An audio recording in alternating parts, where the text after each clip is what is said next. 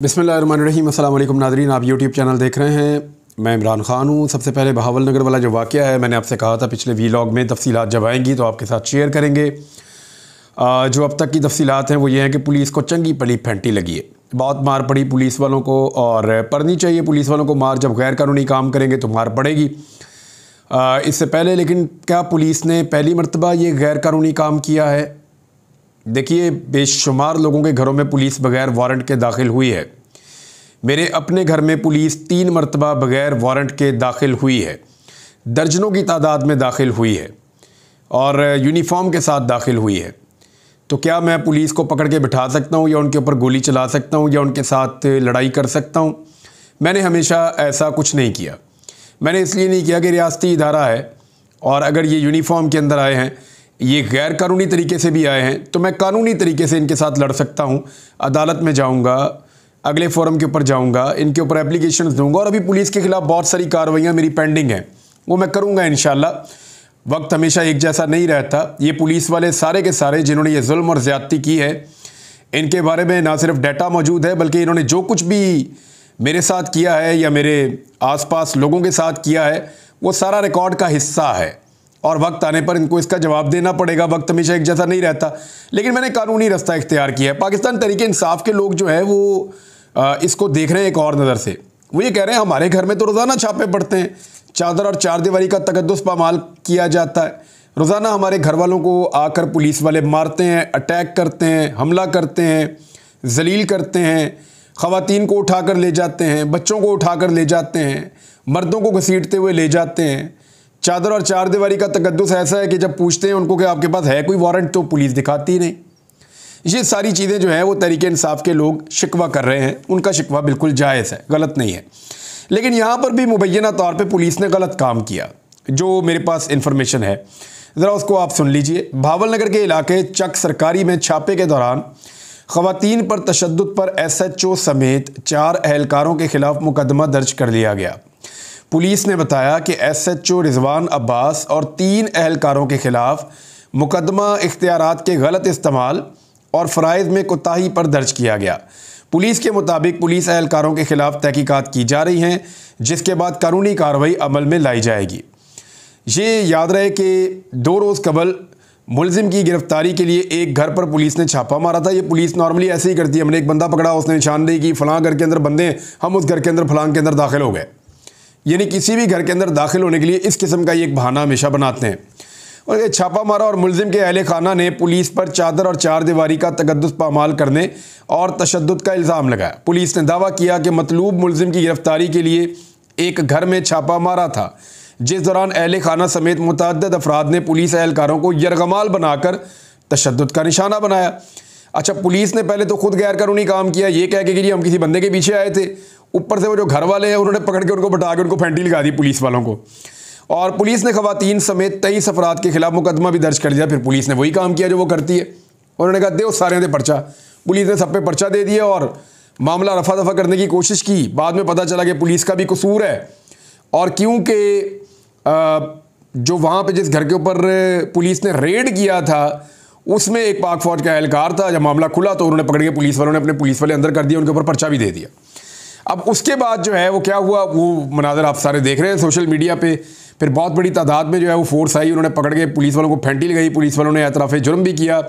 Police वाले जो है वो घुटनों के बल भी बैठे, उन्होंने माफ़ियाँ भी मांगी, और ये पुलिस के साथ हुआ। लेकिन क्या जितना भी पुलिस ने जुल्म किया पिछले 2 साल में हम देखते रहे, क्या कहीं पे पुलिस के साथ ये सारा कुछ हुआ?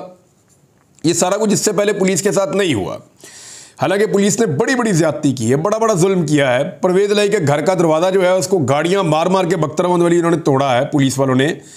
उसके अलावा जो कुछ हमने देखा बाकी जगहों पे, अल्लामा इकबाल की बहू उनके घर के दरवाजे पे गाड़ियाँ मार के गेट तोड़ के अंदर गए, और बहुत सारी जगहों पे, मैं तो उन लोगों के नाम ले रहा हूँ जो चीदा चीदा लोग हैं, और बहुत सारे लोग हैं, मार मार के छापे तबाही फेर दी। मेरे अपने घर पे 3 दफ़ा पुलिस आई है, और बगैर वारंट के आई है हर दफ़ा। वारंट इन्होंने कभी नहीं दिखाया, और कोई कानूनी जवाज़ नहीं था छापा मारने का। बहरहाल यहाँ पुलिस वालों ने गलत किया, फिर उनके साथ हुआ वो जो फिर गलत करने वाले के साथ होता है। लेकिन गलत, वो एक मुझे जुमला याद है एक दोस्त का, उन्होंने कहा उन्होंने गलत किया और फिर उनके साथ गलत हो गया। यानी उसने खुद गलत किया और फिर उसके साथ भी गलत हो गया। कहीं ना कहीं जाकर तो जो रस्सी आपकी दराज होती है वो पकड़ी जाती है।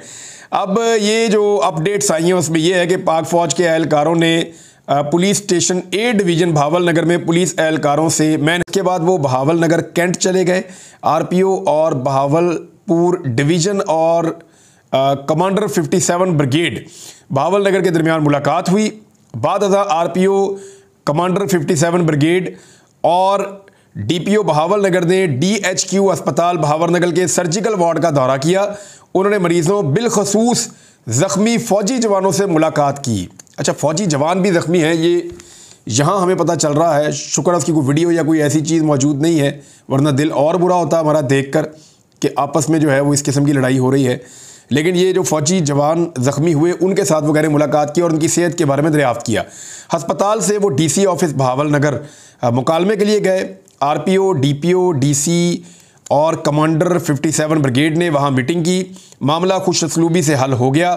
दोनों महकमों के अफसरान ने ऐलान किया कि सोशल मीडिया ने हक़ाइक़ को तोड़ मरोड़ कर पेश किया। उन्होंने मुजरिमों और दहशतगर्दों के खिलाफ लड़ने के लिए अपनी कोशिशें जारी रखने के इरादे का इजहार किया। मुलाकात के बाद आरपीओ ने दोबारा डीएचक्यू अस्पताल का दौरा किया और ज़ख्मी फ़ौजी एहलकारों को इंसाफ फराहम करने की यकीन दहानी करवाई। अब पाकिस्तान तहरीक इंसाफ के अलावा और भी बेशुमार लोगों ने बहुत मार खाई है पुलिस से। पुलिस आपको पता है जहाँ किसी को कमज़ोर देखती है तो दबा देती है, कुट शुट लगा देती है। तो पुलिस ने जिस जिसको कुट लगाई है वो लोग अपना कथारसिस कर रहे हैं इन विजुअल्स को देख के, और वो ये देख रहे हैं कि जी पुलिस वाले जो हमें बहुत मारते थे अब उनको मार पड़ रही है। तो इस किस्म का लोगों का एक तासुर है और पुलिस के साथ लोग हमदर्दी नहीं कर रहे। और मुझे इस बात के ऊपर अफसोस हो रहा है कि पुलिस के साथ लोग हमदर्दी नहीं कर रहे, हालांकि वो भी हमारा एक इदारा है। नाज़रीन, जो जजेस वाला मामला है ना, जो 6 जजेस ने ख़त लिखा, ये तूल पकड़ता जाएगा और ये इतनी जल्दी रिजॉल्व नहीं होगा, क्योंकि मेरी इत्तला के मुताबिक भी जो 6 जजेस हैं ये डटे हुए हैं और इन्होंने बहुत सोच समझ के तमाम रास्ते अपनाने के बाद आखिरी रास्ते के तौर पर यह ख़त लिखा था। इसके अलावा इनके पास कोई रास्ता बचा नहीं था। और कादी फ़ायद ईसा साहब ने पहले प्राइम मिनिस्टर से मुलाकात कर ली, उसके बाद उन्होंने कमीशन के ऊपर रजामंदी ज़ाहिर कर दी, कमीशन बन गया। फिर वो कमीशन जिनके नाम का बना उन्होंने मादरत कर ली, उसके बाद आज खुद नोटिस ले लिया। अब 7 रुकनी बेंच था, एक जज छोड़ के चले गए। लेकिन इसके अंदर जो पहला जो हेयरिंग हुई है उसका जो उसकी जो तफसीलात हैं वो सामने आई हैं और आज खुद नोटिस की पहली समाअत का तहरीरी हुक्मनामा जारी हो गया है। अदलिया की जानिब से बतौर इदारा जवाब के लिए पाकिस्तान बार कौंसल और सुप्रीम कोर्ट बार और वफाक से तजावीज़ तलब की गई हैं। अच्छा, इन तीनों के बारे में आप जहन में रखिएगा कि पाकिस्तान बार कौंसल हो या सुप्रीम कोर्ट बार हो और वफाक के ऊपर सोशल मीडिया पे बहुत दबाव आया जिसकी वजह से वो पीछे हट गए। लेकिन तसद्दुक जिलानी साहब ने बाद में कहा कि कादी साहब ने ये फ़ेक न्यूज़ दी है, मैं इस वजह से नहीं हटा, मेरे पे अपने ज़मीर का बोझ था या उसका दबाव था, इस वजह से मैं हटा था। ये काम मेरा करने का था नहीं, ये आपके करने का था।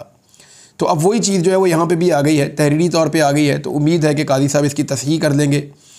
और अदालत उज़्मा ने अपने हुक्मनामे में बताया कि अटॉर्नी जनरल ने कहा कि जजों के ख़त में मौजूद चीफ़ जस्टिस ऑफ पाकिस्तान के दौर का कोई वाक़या दर्ज नहीं है। ये तो अब जजेस बताएंगे या उनका कोई वकील अदालत में आएगा तो बताएगा। सुप्रीम कोर्ट ने हाई कोर्ट के जजों के ख़त के मामले पर अदलिया का बतौर इदारा रद्द-ए-अमल के लिए Pakistan bar council, supreme court bar और वफाक से, और उन्होंने हाई कोर्ट के जजेस ने आइन की पासदारी का हलफ उठाया है। हाई कोर्ट के 6 जजेस पर शक करने की कोई वजह मौजूद नहीं है। ये अतरमल्ला साहब ने बहुत क्लैरिटी के साथ ये कह दिया। लेकिन नाज़रीन, एक आखिरी ख़बर है, मैं आपको इस वीलॉग में जाते जाते दे देता हूँ कि पहाड़ जैसा हौसला क्या होता है। यानी मैंने जब ये ख़बर सुनी तो मैं हिल गया था और मैंने वो विजुअल देखा जिसमें इस्माइल हानिया, उनको उनके 3 बेटों और पोतों की शहादत की खबर दी जा रही थी। टेलीफोन पे उनको उनके 3 बेटों, 3 जवान बेटे हैं, उनकी तस्वीरें मैंने देखी हैं, वो बहुत खूबसूरत बच्चे हैं। ये हमास के रहनुमा हैं, इस्माइल हानिया हमास के लीडर हैं और उनके 3 बेटे शहीद हो गए हैं और साथ उनके 3 पोते भी शहीद हो गए हैं। और ये वो उस वक्त हुआ, यानी उन्होंने बताया कि मेरे बेटे वहाँ मौजूद थे। एक का नाम हाजिम, अल्लाह रब्बुल इज़्ज़त उन्हें सब्र अता फरमाए, फ़लस्तीनियों को सब्र अता फरमाए और हमारे फ़लस्तीनी भाइयों की मुश्किलात को आसान फरमाए। उनके लिए अल्लाह ताला मेहरबानी कर दे, किसी तरह उनकी ये मुश्किलात कम कर दे। हम तो बेबस हैं मुसलमान, हमारे हुक्मरान जो हैं वो कोई इकट्ठ कर नहीं सकते, इकट्ठे होने के लिए तैयार नहीं हैं और जो अवाम है वो बेबस हैं, वो कुछ कर नहीं सकते।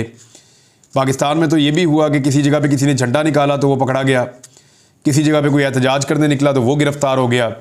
कई और मुल्कों में जब लोग निकलते हैं तो वो भी गिरफ़्तार हो जाते हैं। तो ये तो मुसलमान मुल्कों के अंदर की सूरत हाल है। इस्माइल हनिया ने कहा कि हमारे तमाम लोगों और गज़ा के रिहायशियों के तमाम ख़ानदानों ने अपने बच्चों के खून की भारी कीमत अदा की है और मैं भी इनमें से एक हूँ। अब उनके बच्चे वहाँ मौजूद थे और गज़ा के अंदर वो शहीद हो गए, पोते भी और बेटे भी। लेकिन मैंने हौसला देखा उस शख्स का, पहाड़ जैसा हौसला। अब तक के लिए इतने ही। अपना ख्याल रखिएगा, अपने चैनल का भी। अल्लाह हाफ़िज़।